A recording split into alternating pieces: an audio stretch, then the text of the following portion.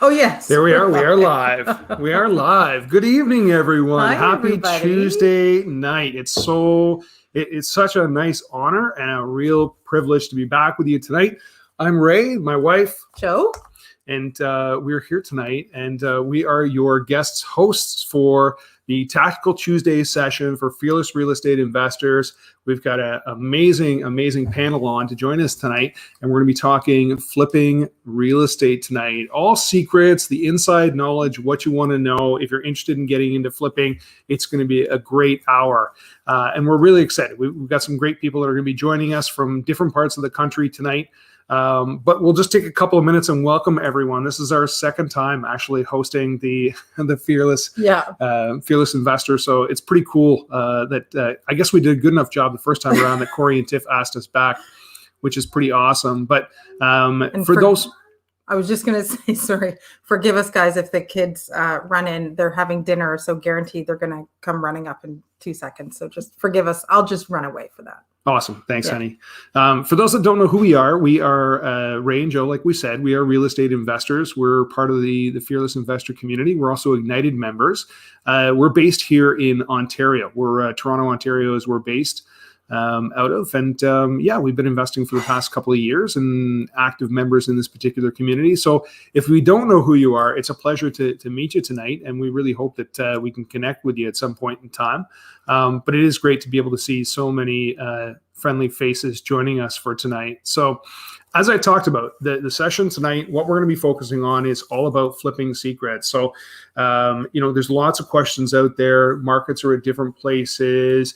How do you know what to flip? What's a good flip? What do you stay away from? The pitfalls, the worries, the unexpected stuff, the surprises out there. And I think that it's so easy when you can kind of get caught up in the romanticism of, Well, I was just going to say, like, there's, HGTV is full of flipping shows and it all looks so like, I've got some decent taste. I could flip a house, it's obviously so much more complicated and involved. And we're so happy we get to talk to some folks tonight who have actually do it. They do this well, and learn from it, because it isn't as, sexy as I think we all start out, when at least we did when we started out in real estate investing.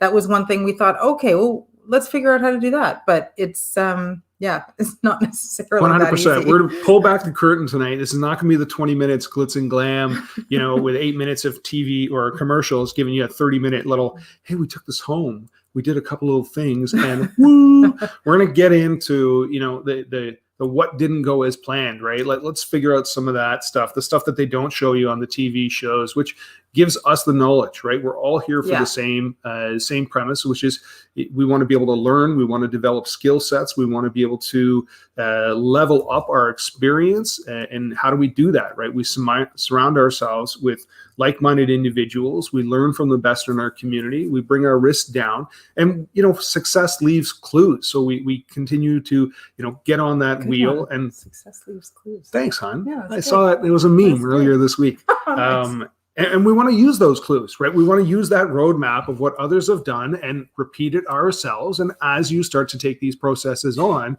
you'll find you'll start to customize or tweak or, make them your own, so to speak. So it is an exciting process. Couple of housekeeping items. So for everyone that is tuning in tonight, and thank you so much again for joining us on a Tuesday night. We're always flattered about people hanging on. Once you find out it's not Corey and Tiff, you're hanging for us. It's a huge ego boost. So thank you so much for that. But tonight is the last night. It's the 15th of the month. So if you are interested in joining the boot camp, that's coming up July the 9th and the 10th with the follow-up. So that's Friday, Saturday. The follow-up will be on the Monday night, which will be the 12th. But if you're interested in joining the boot camp, register this evening. Don't wait. And the reason being is that two things. You can secure that time and get a babysitter or whatever you need to do for that Friday or Saturday night. Call in work, make up an excuse, whatever it is. So get that happening now for yourself. But the second one is you're going to save yourself some money. So that's our value add to you guys tonight. Didn't cost us anything to tell you that, by the way. And it's $27 is the early bird pricing. So when you think about it's a lunch. right? Mhm. It's a lunch to be able to have Corey and Tiffany give you 20 years of industry experience and knowledge, helping hundreds of investors along the way, as well as helping themselves take themselves and put themselves in a position of financial freedom. And something that Joe and I have been working really, really hard on. And it's an exciting subject. It's where you want to get to. So if you're just starting out in real estate and you're not sure, how do I get started? Joint ventures, raising private money, having a team around you. How do you build a community? This is your shortcut. This is the hack to be able to jump on in. So I believe here on the page, maybe Nin can post it up somewhere, but there is the link, right? You join $27, you're in there. And if you just do the boot camp alone, you're going to walk away with an investment in yourself, more knowledge, experience, and you're going to be more confident to be able to go out and action against those items. So we highly recommend it. And it's amazing too, just even simply the energy and the inspiration you get from being surrounded by so many like-minded people who are in the same boat, who are wanting to learn, how generally have the same goals as you, and learning from the best of the best in terms of the joint venture space and just real estate investing in general. So it's a no-brainer. It's like $27. It's amazing. So yeah, sign up tonight. And also just to let you guys know, we're actually not we're hosting tonight, but we can't see the chat right now. So if you guys are writing anything in the chat, Nin is in full control of that. Oh my gosh. There it is. We can't see it now. Yes. Okay, awesome. Oh yes. Okay, great. So scratch that. We can see the chat. We're so tech savvy here on the back end of the studio, everyone. We just click the button and we can see all your chat. Amazing. It's fantastic. We're going to try. Let me see if this works as well. Let me see if we do this just like it did before. No. Okay. No. So we can't highlight some of the statements that are coming out there, but we do see Sean and Andrea Skelly. They're saying Bootcamp is awesome, and we agree with you guys. Bootcamp is awesome. Yep. Thank you very much. There it is. It's up. Yeah. Elaine, Bootcamp's so worth it. Jump on board. Yes. It's incredible, guys. So it's a great opportunity. As Ray said, tonight is the last night to get the early bird. So jump in if you can. Then I'm sure we'll there. She's already got the link up there.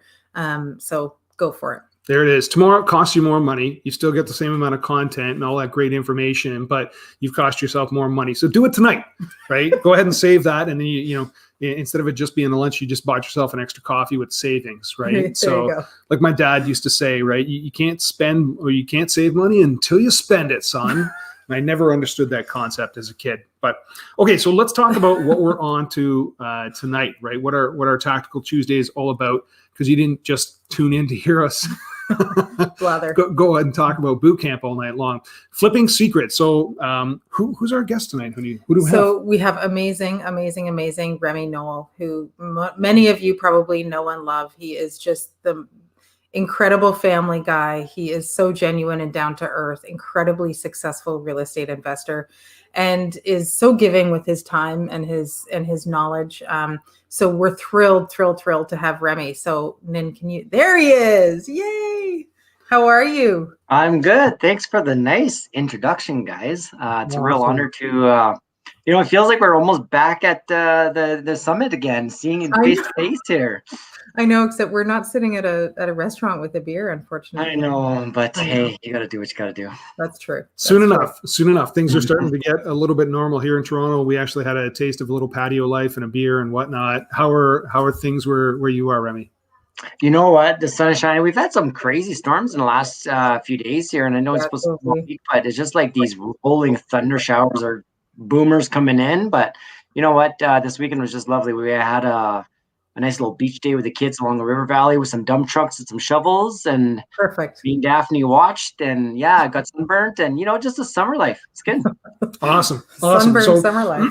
we want to take a couple of minutes here, Remy, before we invite our new guest, and we're kind of your first position on the couch right now, right? You're the first one, so let's just take a moment, right? Introduce yourself to the community here. Lots of people know who you are, but lots of people maybe not be familiar with who you are, a little bit of your experience. So take a moment, introduce yourselves, and then we'll bring on our next set of guests.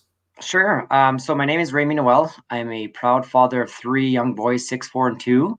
I've got an awesome, amazing, supportive wife that's always by my side. Currently, I started with the Keyspire room, one weekend, next led to another. I won some awards on the way, and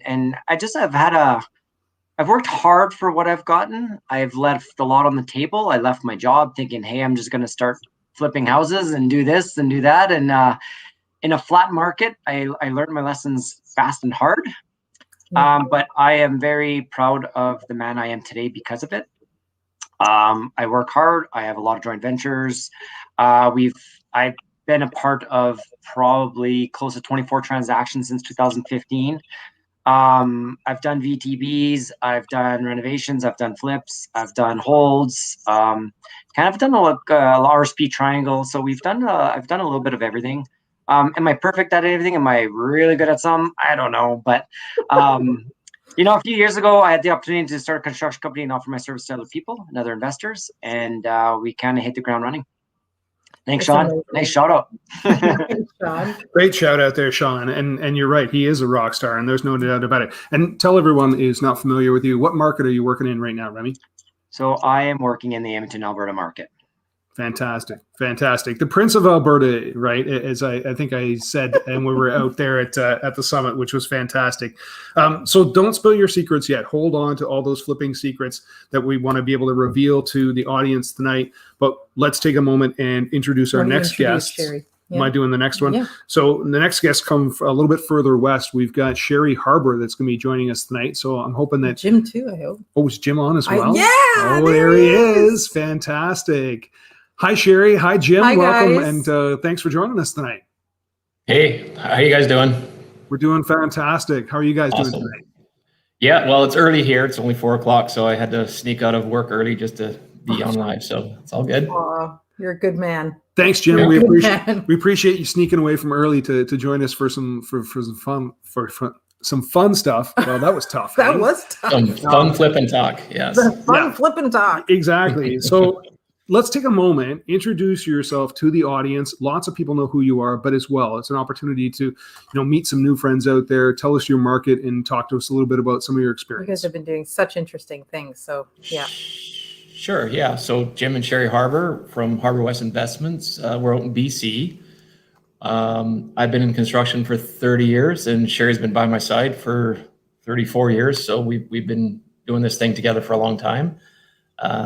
We joined Keyspire, same as Remy, about 2 years ago, and then Ignited a year ago. And since then, we've added 23 doors to our portfolio. Wow. We are doing an active flip at the moment. So I guess we could be the current expert. And we're also doing a huge land development with some other partners coming in September. Very exciting, guys. Very exciting. You got lots going on. And sorry, how many properties was that? In the 22, you said? 23 doors, 6 different properties. Excellent. Wow. Excellent. And is it all based in the BC market, or do you guys go out of province? We have 3 properties in the Edmonton area. So, yeah. Nice. Okay, fantastic then. So great, guys. So I think you know how Joe and I roll, right? We're pretty casual and relaxed in conversation. Yeah. We do have some questions tonight, so we can, go round table, that sort of stuff for the audience. Keep on pumping your comments into the comments, obviously. If you have questions, throw them in there as well. I'll try to stay on top of those, yeah. Yeah, don't forget to click on the link if you want to be visible. So if you make those comments, click on the StreamYard. It's not going to be you sign up for some weirdness. Basically, it just allows you to go ahead and post your comment up there for everyone else to see. So that's always a great thing. But let's start off right here. So let's talk about the first flip experience right here. And maybe we'll talk with Remy a little bit. So, you made a great comment, right? Which was, you made a move into real estate. You thought it was going to be flipping and, you kind of just hit the ground running, but it sounds like maybe it wasn't as smooth. So talk to us about some of your first flip project, where it was and how that project went for you. Yeah. So when I started back in 2015, I did my Keyspire. By September, I bought my first BRRRR project. So started my BRRRR, and then by Christmas, I think it was, I didn't go back to my job January 1st. And so here we had a little boy, not even a year old.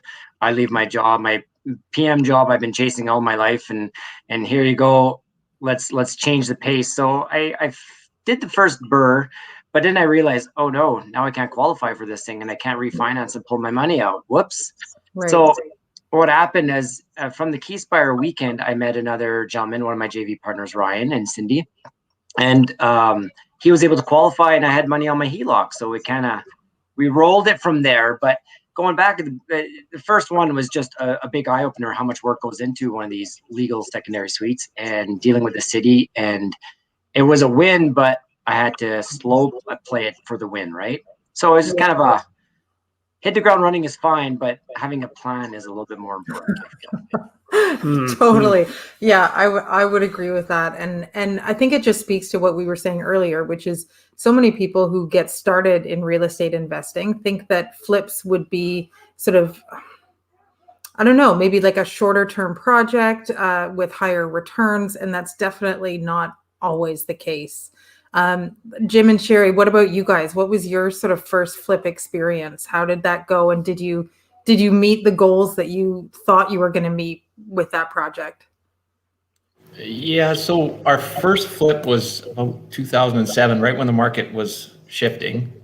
And we weren't really investors back then. It was just we bought another property, it was a rental, and we piled a bunch of money into it, thinking we'd do well. And at the end of the day, the market went down. We got out, we broke even, but it was a lesson learned. And I haven't done too many flips since, until now that the market's changed here.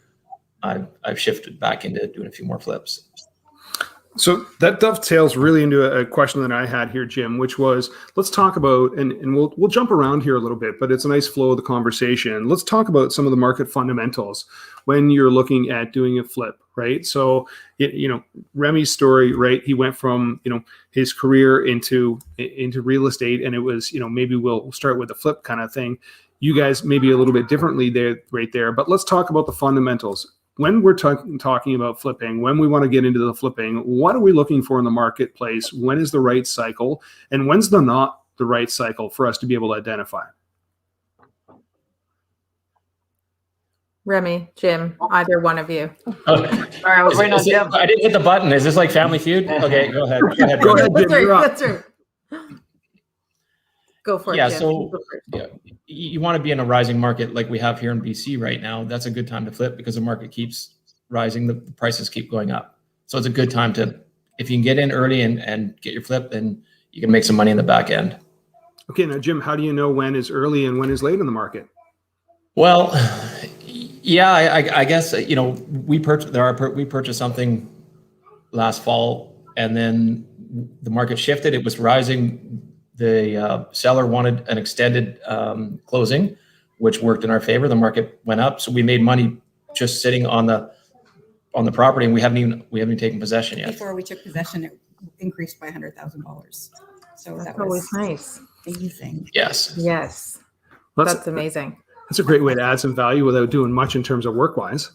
Yes, so that was a little bit of, there was no sweat equity there. Yeah. Excellent. The other way. Yeah. And Remy, what about yourself, right? When you're taking a look in your particular province, so when you're in Alberta, market conditions that you're looking for, what are you identifying when you're talking flips? I've gone, I say my flipping career is like, a good 9 rounds. I've taken a lot of jabs. I've learned a lot of lessons. Our market the Edmonton market hasn't been great in 10 years. Fully on it. Like Alberta market has been flat. So I've tried the chance on flipping some good, and then bought a smoking wholesale, did all this work to find out that, well, by the time I paid my realtor fees, I barely made anything. So let's hold on to it, right? So everything has been kind of default to holding on to it for now. And this spring was the first time we start seeing a blip. If I would have known that in September last year, November, I would have been buying everything I could because but right now it's a single family. It's the people moving out of condos because of COVID and all that, going to the housing. But the suited housing market is gone back to where it was par a few years ago. So the suited investment market hasn't really jumped, but the single family stuff has. The condos and the townhouses had a blip this spring, but it's because those have been flat in a depreciating market for so long. A lot of people are like moving them to Airbnb's kind of style or whatever you can to defer kind of the payments. And then now it's like, oh, there's a little bubble. We could sell it for something right now and now get rid of it. Right. So the Edmonton market has been nice in flipping, but you have to just be cautious about it. I don't know. You just got to go in with a right set of blinders and take a chance at it sometimes, you know, like I know flipping is not just all chance, but your numbers have to be really strong in our market. And I think you bring up a really good point there, Remy. And that's also something when you're starting out that you don't usually, it's all of those additional fees and charges and little bits that just, you know, eat away if your margin is small. And, you know, if you start out thinking, oh, I could make, you know, 50,000 or something on this flip, that can very easily get taken away if you run into any hiccups or, you know, anything like that. So hiccups, delays, material increase, price of lumber, prices, as we know, right? Right. So for you guys, it's a good lead in again to the next question, which would be what sort of margin would you look for in a traditional flip in order to make it worth it for you, right? So like, is there, and how do you approach that? Is it a percentage? Is it like an actual dollar figure? Like, I'm not going to look at anything unless, you know I can make $50,000 on it in X amount of time. How do you guys approach that? We'll start with Remy on that one. We'll stay with you, Remy. There's a few models that go like trying to get to 70% loan to value, you know, all said and done. You know, there's that 75-80% range where you can say, okay, I buy at this price, add my reno, and I got to stay within that range. Or else there's just, what's the flat fee? Worst case scenario, what's the bottom dollar that really would work for you? And if not, you're either looking at plan B to hold or plan C to bring in an investor. There's different ways of going about doing it, but you have to base it on, I look at just dollar figure. Like let's say there's a 5-week flip. If I make 20 grand, am I happy with that? Right. If I'm not, where's it got to be? Right. So you look at two factors. You look at the loan to value, and then you're looking at dollars out for time in. Those are the two mechanics that you're using when you really want to be able to go ahead and evaluate, is this a project that I want to jump into? Yeah. Okay, great mechanics there for everyone to be able to take away. Jim and Sherry, when you Sherry's guys a whiz are looking, with the numbers, so yeah, I'm sure Sherry is a whiz with the numbers. But when you guys are looking at it, what benchmarks do you guys have in terms of, you know, is there enough profit? How much time do we have to spend? Give us some of those tips from yourselves. Yeah, so same sort of scenarios, Remy. If you're doing a lipstick and it's a 4 or 5 week flip, then you know your margin is going to be smaller. This one that we're doing now in the Fraser Valley, we took it down to the studs, so quite more extensive work. But then we think the lift at the end is there. Then, you know, we've got comparables. We rely on our realtor who ran comps in the area. We've done our own research and homework. We know what the numbers are. We know what the prices are. I know what my construction budget is, except for, as everyone knows, lumber and everything else has gone through the roof, and it's tough to, you know, if you need a couple extra 2x4s, it's a small fortune at the moment, even with my discounts. Sorry, go ahead, Ray. No, go ahead, Jim. Keep on going, please. No, that was it. Jim, I'd like to add that one thing that Jim said well in there is I get my realtors to give me comps, but then I do my comps. And I really like that. I find people that rely too much on a professional. Like, you got to understand the whole scope of work. You got to understand where these comps are great, but where are these comps? How is it affected? Yeah. Are we going into spring? Are we going into fall? Are we going into like winter? These are variables that a comp saying 90 days back will show. Sure, that's a number, but when you're 90 days forward, they don't show. So I was just going to say two things, and I'm sorry, Han, right? I'll let you go. But from what you're telling us right now is that the market does fluctuate. So you really have to be able to keep on top of it. And a 90 days ago and of a 90 days in front of you, that really doesn't give you a strong indicator. Things may shift dramatically. Is that what we're hearing, Remy? 100%. Yeah. Sorry, Han, go ahead. No, it's all good. I just think Remy also mentioned something about having multiple exit strategies. And that's something that I know we always have on all of our deals. We like to have at least a minimum of 3. Mm-hmm. But, you know, when you're going into a flip, I think, again, that's something that that's a really good point. You need to be prepared should the market shift, should your costs of materials go up dramatically. You need to be prepared to be able to either hold it, bring an investor in, or manage it in a different way than you originally intended. Jim, Sherry, have you guys ever encountered that where you've like meant to flip it and then you've had to do something else? It's not really an option here to hold things because for the most part, rental Holding it for cash flow purposes is a little harder. Yeah, is tough. If we got stuck, then that's for sure what we would do. But it's not really an option. For instance, the property that we just bought, like our market is crazy. We probably offered on 20 properties before we actually were able to get one in the most recent round. It's been crazy here. And they're going like 100, 200, 300 over asking. And no conditions. No conditions, like no inspection, no nothing. So, I mean, it's a huge risk because you have to have experience looking at a house and say, okay, and you can't be afraid. You have to know how to deal with all of the chaos that you might uncover. But for instance, with the property that we bought, as obnoxious as this is, we bought it for land value, which was $600,000. So we should be able to, I mean, we're hoping that we can see sort of $1 million for sale price. And that was absolutely. That's our bottom number. We know we can get that number. We're hoping for more. That's right. But those realtor fees and all those fees are it's true. They really do. Carrying costs. You make sure when you're looking at a property to flip, make sure it's zoned. So we took a single family home, we suited the basement. It's zoned for that. If you don't have that, you could be waiting 6 months to rezone in certain cities. We also look at in our market what city to flip in, because Vancouver is 6 to 18 months for permits. What are your carrying costs on that? You just can't carry that, on a $1 million property. So you really have to know all the strategies in flipping in your market. You need to know your market. Plus, you also rely on your realtor. We have an investor focused realtor who.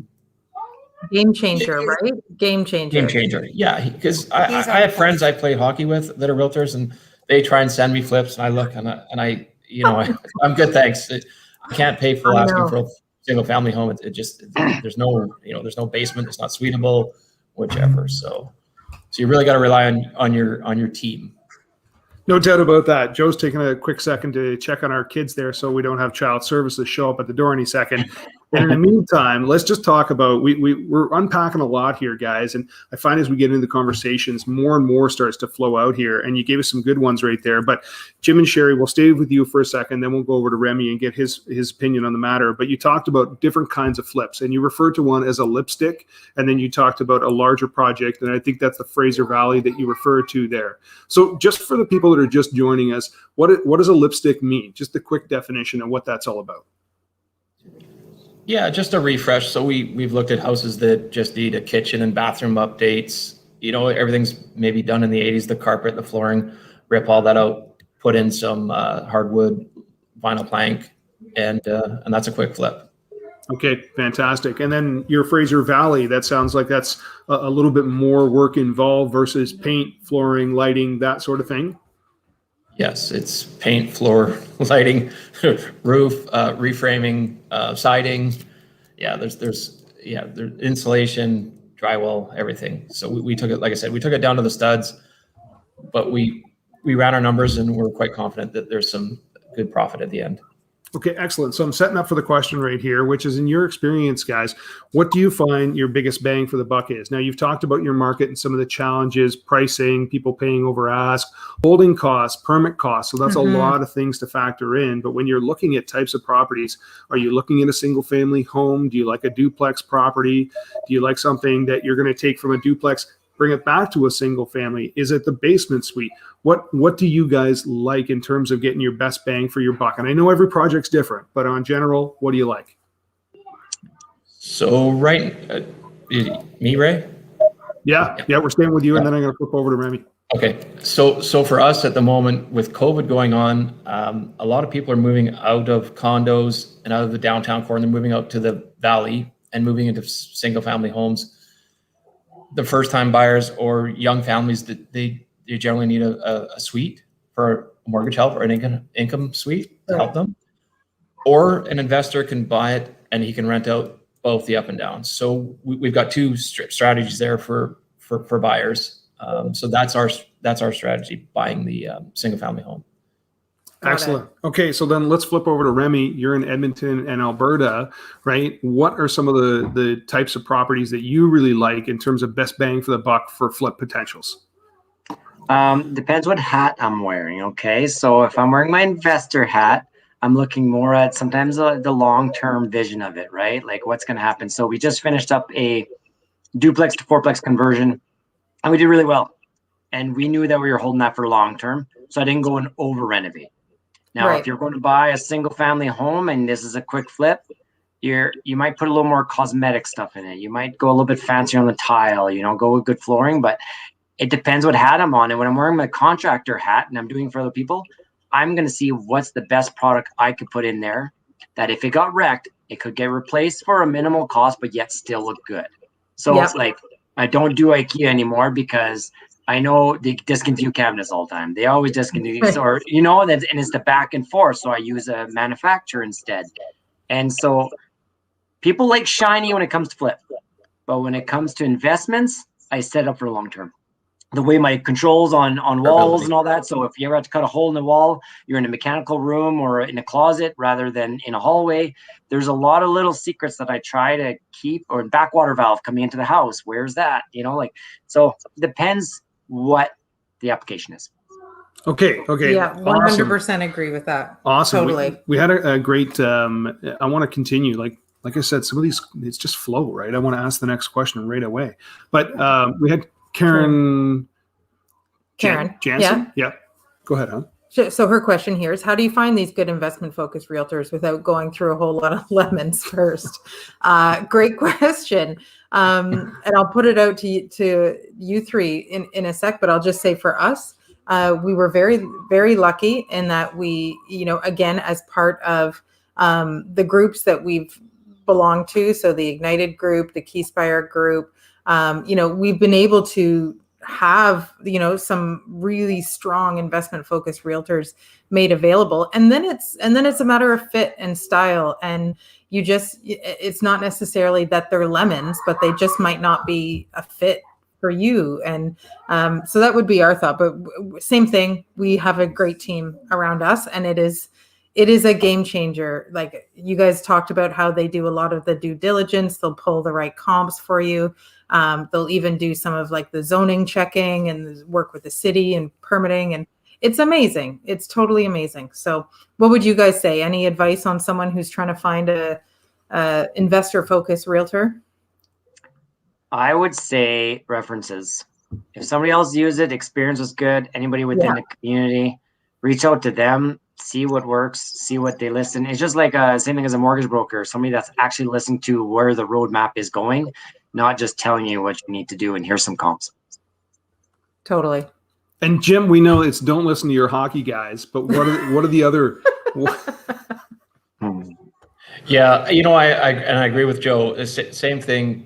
Our groups are great for giving us realtors and references, and also people in our group like Ray and Joe. You reach out to your people in your group, and who are you using in your province, and what do you think of them, and what strategy are you, if you're into multifamily, if you're into flipping, other people have good teams on the ground, and you can borrow their team members. 100%. 100%. Yeah.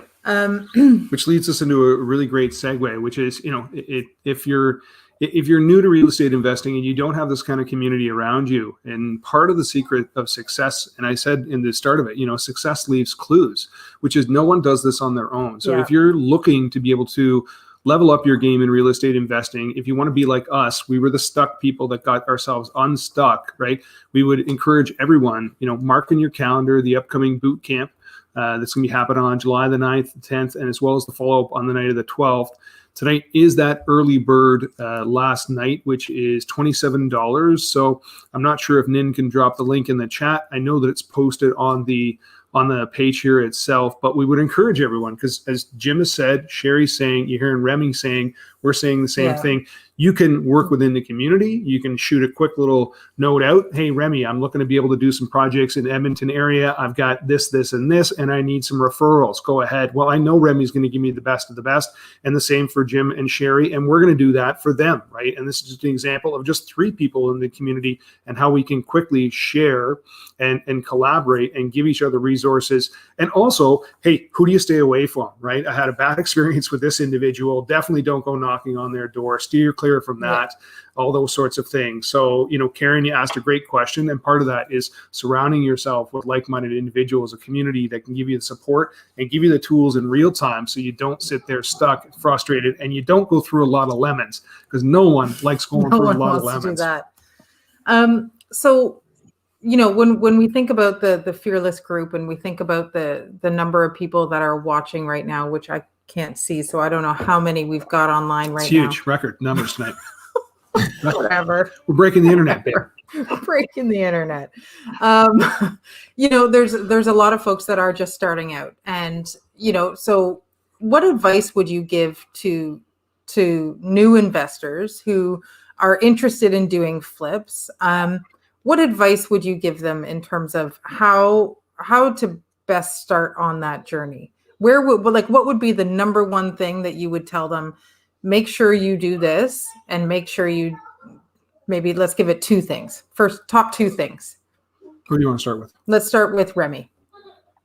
I would say find a mentor or somebody that's in the game. Find somebody that you kind of admire, follow them, like be courteous of their time, but yet maybe you show up to a job site or something like that, and then maybe just stay connected. Do the research. I know that the groups, the Ignited, yeah, you got to do your boot camp. Yeah, you got to put in some of that work, put your why, but you got to have purpose behind it. Because if it's just open dreams, they're just always going to be dreams. You got to work the plan. Start out, figure out a plan. Look what I've got behind. So this side here, I've got my poster board, and it's just everything we got going on with jobs. Like, be organized. Don't just come at this sporadically. Be organized, know what you're getting into, and have a purpose. So there's my 3, I guess. That's Great. That's huge, Remy. And I loved your start, which is you find a mentor, right? You find a mentor. It's such a great one. Let's hear from Jim and Sherry. Yeah, so for us, it's joining these groups. We bought real estate for 30 years, but we didn't really know what we were doing until we joined Keyspire and Ignited. Get educated. Yeah. And you're in a group of peers that have been doing it. And if you've got a problem or a question, I can reach out to Ray or Remy or other Ignited members, and I've got answers if there's something I don't know, and if there's something somebody else doesn't know. And I've had people reach out to me. This is a big family, and it's all across the country or all across North America. And I think, for people out there that are just starting out, get into these groups, get educated, take the boot camps. We love the boot camps. I mean, that got us going. Yeah. Yeah. I couldn't agree more, Jim. And Sherry, I don't know if you have anything to add to that, but education for us was key. I mean, we've told our story too. Like, we were totally stuck. We did our one property. It took us forever to do it because we were so sort of analysis paralysis, it took us forever to get there. We finally got it. It was a great little property. But then we're out of money. So we were just like, how are we going to build this dream? Remy, as you say, you got to you need a plan, right? And you've got to work the plan.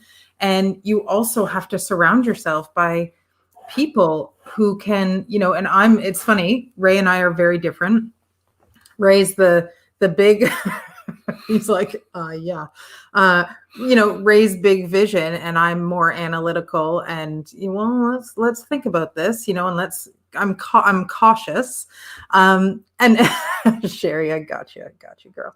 And it's scary when you're starting out. It's really scary starting out. And especially going in and doing something for the first time and not having that track record of experience to fall upon.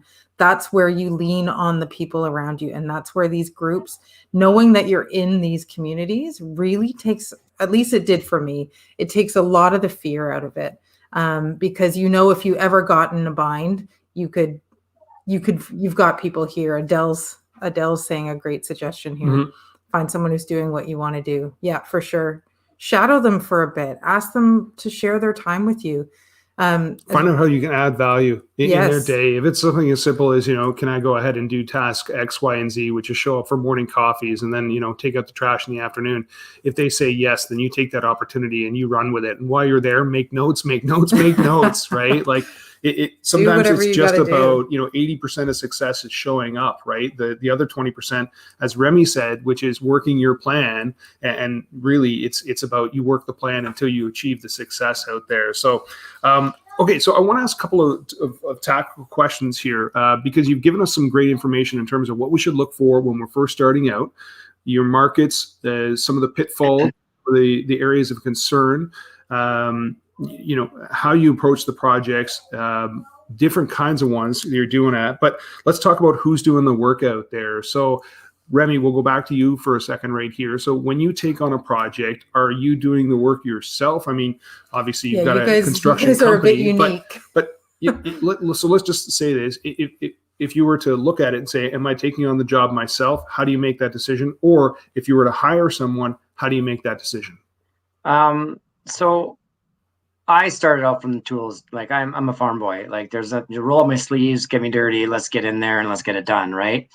But scaling isn't, that's not how you scale, right? When I grew the business, so right now at the moment we have 18 apartment suites under renovation. We have 6 basement suites on the go right now. So I can't be at 100 places at once. So I do rely on a team. And if you're a new flipper, are you gonna put on your boots, or are you gonna manage? Are you gonna hire a general contractor? Know that if you do hire a general contractor, they're gonna eat your lunch too, because they have margins on there. They're gonna hit. You want to use a handyman? Sure, he might be cheaper, but he's probably going to give you more gray hairs. So it depends on what's your skill set. So just play to your strength. And that's just I ask. If you're a micromanager, or if you're an engineer, you just look at the numbers. Find a trade that can hit your numbers and allow for a little bit of variance in there, maybe a 10% increase in cost, maybe 15%. But definitely play to your strength and don't go where you don't. Like some people will say, I'll just renovate it. Yeah, and if you're not good at it, it's going to show in the end. And a flip is a quick sale. So if you got bad craftsmanship, that leads to a slow sale. Great points. Great insights. Yeah. Let's go down to Sherry and Jim on this one. So Jim, I'm assuming that you do some of the work yourself, right? But let's ask Sherry right here. So Sherry, as you're growing and you're expanding and you're bringing more on, and Jim can't get all the work done, how do you bring on more of the team? How do you find the contractors? How do you vet them? And how do you decide? So we're starting at She leaves it up to me. So we're moving into some land development, right? Which is more sort of what I'm going to speak to you about this, but New builds. some new builds. What really can move you forward quickly is partnering with other people that bring to the table what it is that maybe you are lacking. So we've come together with another 3 people to do a project together, and the people that we're collaborating with come from the city that we're planning to do the project in, and they have really great contacts boots on the ground, but also like relationships with the city and this kind of thing. So I think that really can benefit you if you can bring people to the team that do something that you don't. I think that's a really, really good point. And both of you just talked to Sherry and Remy, you both talked about it just then, which is play to your strengths, right? So what are you good at? If you have a day job and you're a project manager for whoever, right? Maybe that's where you want to go, right? And you lean on your community, you vet your contractors and stuff, and you can be a project manager of it. But play to your strengths, right? Don't try to do something out of the gate that is too in left field, that feels like a stretch. And Sherry, great point. Like partner, right? Joint venture with people who maybe do know.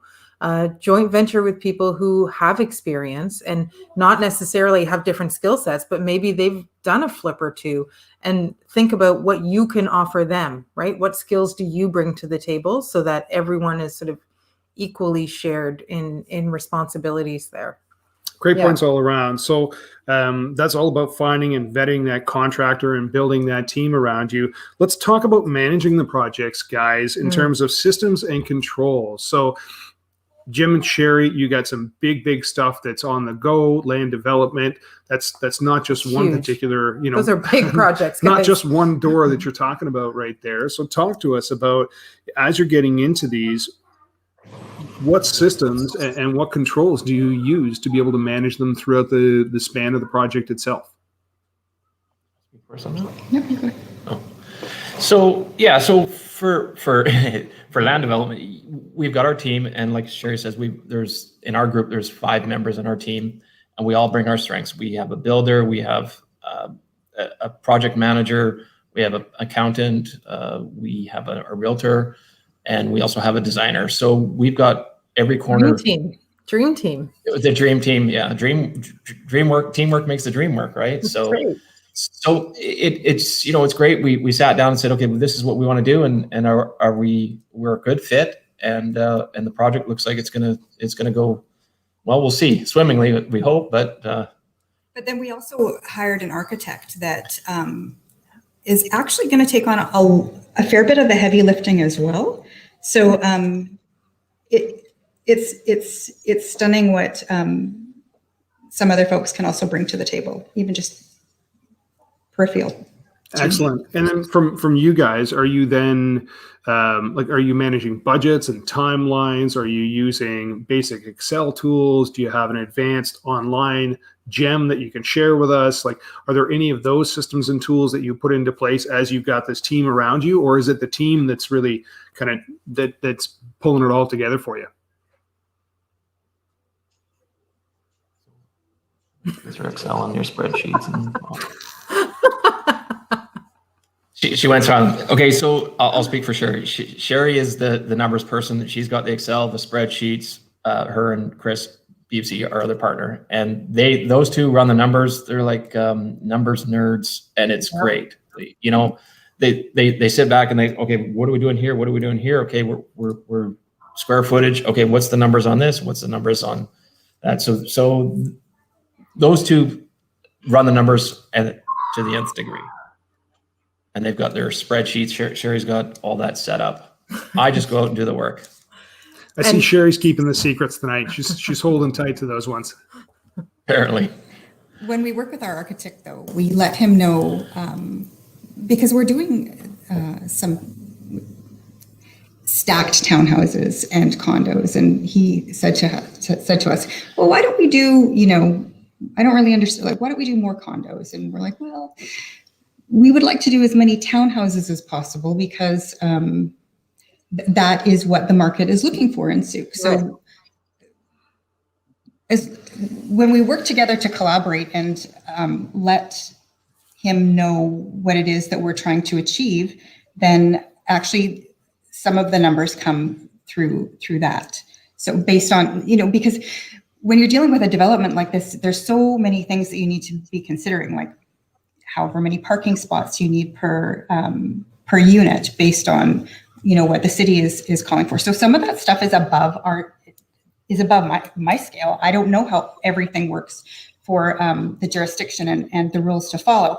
But, when that gets sorted out, then the numbers come from that. Yeah. Does that make sense? Totally.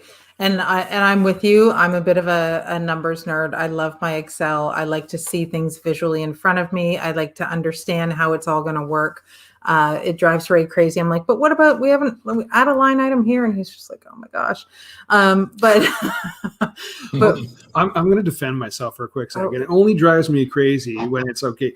Hey, hon, I'm going to bed. It's 11:59, and I'm like, sitting there going, hold on one second. If I move this number, what do you think about this? And I'm going, no, stop it. No. So no, but the point being is, I know for us when we joined Ignited and we got that cash flow, which shows you how to run the numbers, because that's one of the biggest questions, right? Is if you're starting out and you don't know how to actually run the numbers on a property, that's where belonging to these groups is also super helpful, because it it gives you those tools that you can use, and then you can tweak it to your own situations as you need to. But yeah, so if you're just starting out, you may not. I'm sure Remy will ask you the same question, but I'm sure you've got fancy software and everything that you probably use at this stage, given you've got your own companies and everything. But if you were just starting out, what would you say in terms of managing the project, and what tools did you use at the beginning?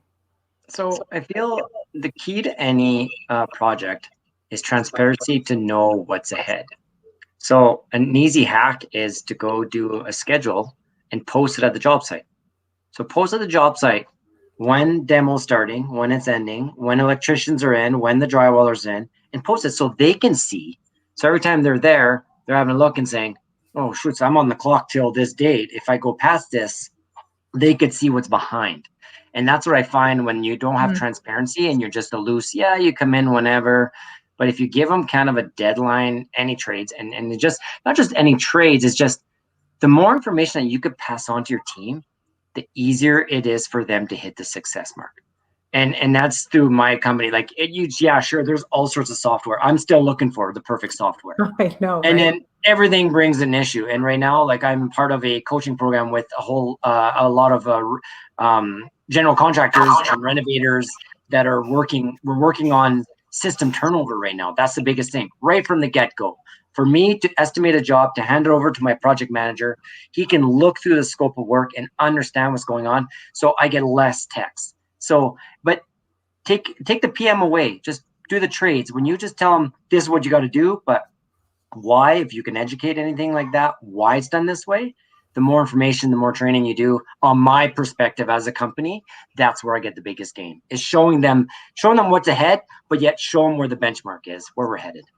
I think that's fantastic, Love Remy. that. And then a couple of people commented, great tip, Yeah. excellent tip in there, right? And from both. So I'm just going to, I want to highlight that one more time, right? Remy's talking about transparency, which is you're sharing information and knowledge, specifically timelines for those different trades on when they need to be in, out, and done. And there's some accountability that's in there. So for that Facebook user, if you click on the StreamYard, we can see your name, but we love your comment of great suggestion. And I'm just going to go back to what Sherry said and pull that one out right there, which is I don't know everything, which is so important in every particular project. Like both of our experts tonight have talked about playing to your strengths. There's always things that we're not going to know. We're people. We're not machines. This is, we're not born with Google uploaded directly into the brain at this point in time. So there's always going to be pieces of knowledge that we don't know, but that's why you leverage your team and you leverage your community to be able to fill those gaps in along the way. We're doing great, hon. We're flying along. Like I know. I can't believe the time just evaporates. So it seems like we get started. I know, fast. 52 minutes, right? So before we wrap it up, guys, right? We want to get down to kind of your best and maybe the one that you'd like to forget about and the one that you're maybe the most proud of. So hold on to that. That'll be kind of how we finish it up right now. But before we get into that one, we do just want to take one more second for everyone out there and just say, for Joe and I, it's a real privilege being on here tonight, but we do encourage people, join up for that boot camp, join it. There's so much value in being part of a community like this and being able to get this knowledge on a regular basis. But it's not just the knowledge. It's being able to connect with individuals like Remy. It's being able to connect with individuals like Jim and Sherry and have the conversations and share the project knowledge and really get that. It's like you're getting a wide swath from experts in every particular asset class, price point, marketplace, skill set, everything. It just delivers on a lot of ones right there. So I was all going to this, which is a big shout out to Corey and Tiffany for having us back on tonight. So thanks for that opportunity again. But let's bring it in here, babe. We're getting close right here. So I'd like to hear some of the best ones that we've done so far, or maybe the ones that you guys would like to forget about. And what lessons did you learn from those? Yeah, and the biggest takeaways, right? Because we always, either you're winning or you're learning, right? There's no losing in this game. It's win or learn. So Remy, your best flip out there, the one that you'd like to forget, and what was the biggest takeaway or lesson learned? So let's go with the nasty one first. So I did a single family wholesale price, threw 180K at it, and it appraised what we had in. And my JV partner said, what happened to the flip towards, what happened to the BRRRR money? And There was none. So we have to hold on to it long term, right? And that was hard because that was 6 months, I think it was. That was one of my first one, 6 months working for free, Right. trying to make a win for the partnership to find out, oh man, this sucks. So Yes. yeah, but you know what? You don't learn until you jump off that cliff, right? So I did it. So, but we just finished this last duplex that we bought to a fourplex. That was an awesome. We had my joint venture partner down payment went from 153K to 80K in the flat market.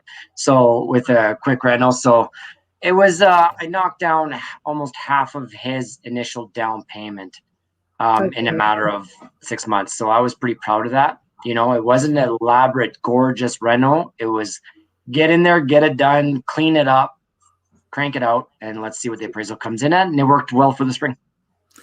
And Nice. that's I amazing. love those numbers. That's amazing. And that's a really good point. They're not all like landslides, right? Like they're not all huge money makers, and you can go in, fix it up. It doesn't have to be, all like chandeliers and, fancy everything. It's got to be safe. It's got to be, efficient. It's got to be, It's got to work. It's got to work. It's just got to work. So really good lessons there. Jim and Sherry, what about you guys? What was the one that you'd like to forget, and what lessons did you learn from it? And the best. So as I said earlier, I've been in construction, various types of construction for 30 years. And this guy was on TV about 15 years ago, Scott McGilvery. I don't know if anyone knows him. No, sort of. Doing this 22-minute flip on TV. So I says, oh my God, we can do it. So we went out, we bought ourselves a little fixer-upper. And it didn't take 22 minutes, and it cost me an arm and 3 legs. Lesson learned. But, at the end of the day, we got in there and I got started. And as for a unicorn or a rainbow, I still haven't seen the best flip out there yet. There's always something that goes sideways. There's always something that, you learn along the way. And that's true too, right? It's not necessarily you leave a project and you say, oh, well, next time I'm never going to do it this way, or I'm never going to do it that way. It's not always that clear cut, right? It's nuances of, okay, well, I've got to pay attention to this next time, and I've got to maybe add this line item into my budget next time, something like that, No doubt. You're doing great, hon. You're doing the weird staring thing again. I'm always in awe when you get on a run, right? I hate it. Yeah, Joe hates when I look at her. I call it the Ron McLean, everyone. When you look over and you weird. Give it the look again. Joe doesn't like the Ron McLean. So we're just coming up to an hour here, and we want to thank everyone for coming on and joining us tonight, talking all about flipping secrets. Make sure that you do sign up for that boot camp that's coming up. There's no doubt about it. But we want to give a big thanks to both Jim and Sherry and Remy for joining us tonight. But before we do that, Jim and Sherry, if people are interested in getting hold of you and they want to talk to you about some flipping, some projects, that sort of thing, how do they reach you guys? What's the information there? You can reach us at jim@hwinvestments.ca. Awesome. Okay. I'm sure Nin will put that up in the chat. That's great. And Remy, what about you? Remy, Remi at Technicon. If you could see the background there, technicon.ca. And I also, me and my company offer consultations for anybody that's new that wants us to look at a product before they sell. So we'll come in, assess you, we could even give you an estimate on what it would cost to renovate. And so at least you can go to the bank with that and have a peace of mind. So I try to take the risk, and I'm a no BS kind of guy. Just so anybody that doesn't know me, I won't try to sell you on anything that I don't feel could be a win. So I'm a straight shooter. That's amazing. That's an amazing service, Remy. Is it just in your local, like what's the geographical scope that you work in there? It's usually I look at stuff that I can touch. So I'll go out and drive out, and I'll give you, you know what I mean? So I usually charge $300 for a single family home, and I'll go out and have a look at the place, run you through the place, tell you kind of ballpark where you're looking at your price. If you want a real estimate, that's fine. And I try to protect the investor from making too many mistakes. That's huge value add. Huge value add. Yeah, no doubt about that. I believe Liz had a question earlier and she was looking for Remy's equivalent. So I'll say this, there is no equivalent to Remy. No It's often duplicated, but never replicated. But you can obviously reach out to Remy and have him come on down and give you some consultation and take a look if it's in the province of Alberta. Jim and Sherry are located in beautiful BC, and we had a chance to meet them back in 2018. They made quite an impression upon us, and we became almost instant fans. There's no doubt about it. So, Jeremy, brilliant. I was going to say, brilliant, Jeremy. You're joining the boot camp. So awesome. You set that one up really easy for me, man. So thank you so much for that. Okay, we got to wrap it up. We're being told. Oh, we are. We got to wrap it up. Okay, everyone. So I think that's us for tonight. Tactical Tuesday, number 2, guys. Hosted by Ray and Joe. And thank you to our panelists tonight. Thank you for Corey and Tiffany for inviting us on. Thank you to everyone for joining us. We hope that you've walked away with some great information. If you have questions, if you're not sure, drop comments onto the Facebook page. If you need more details about boot camp, flipping, JVs, whatever it is, this is the community to get that information from. So make use of it, reach out, and go ahead and level up your skills as well. Awesome. Thank you. Thank you, all 3 of you. Thank you guys so much. You're amazing. Thanks for having us. All right, guys. Thanks, Ray and Joe. You guys are great hosts. Thanks, guys. Thanks, guys.